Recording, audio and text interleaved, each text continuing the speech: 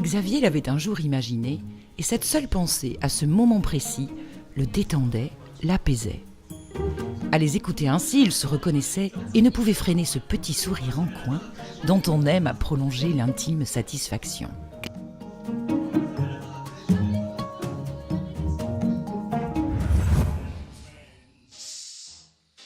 « 55 années après Damas Miad, son grand-père au drôle de prénom, il dégustait avec bonheur Xavier ? Cette harmonie familiale, ressentie au moins aussi éternelle que le vin du Château Recougne qui coulait probablement dans ses veines.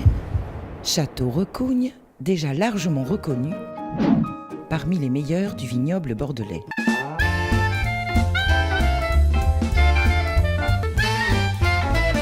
Recougne signifie en langage ancien reconnu. Et de reconnu, à terre reconnue, il n'y avait qu'un saut de rang que l'homme au blanc panache, Henri IV, avait jadis largement franchi.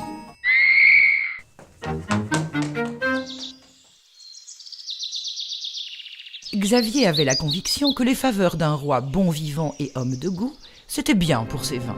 Or, comme les vins du Château Recougne étaient bons, et que la vie à Recougne était belle, le monde de Xavier tournait aussi rond qu'une baie de merlot sur un tapis de tri. Xavier est fier de ses 75 hectares de rocs et d'argile, fier de son merlot enchanteur, de son carménère rebelle. Mais si Xavier était, certes, fier de ses vins, il l'était plus encore de sa famille et de ses petits devenus grands. Et quand les enfants s'expriment, il se fait une règle d'or de ne jamais, dit-il, aux grands jamais, les contrarier.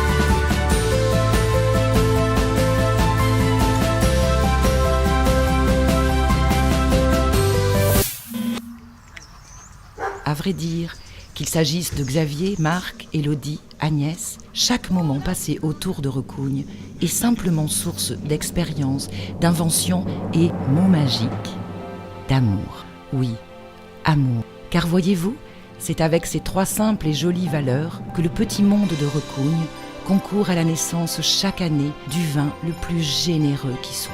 Et si le temps avait marqué de son empreinte l'esprit et les vins de Recougne, Xavier est désormais sûr d'au moins une chose.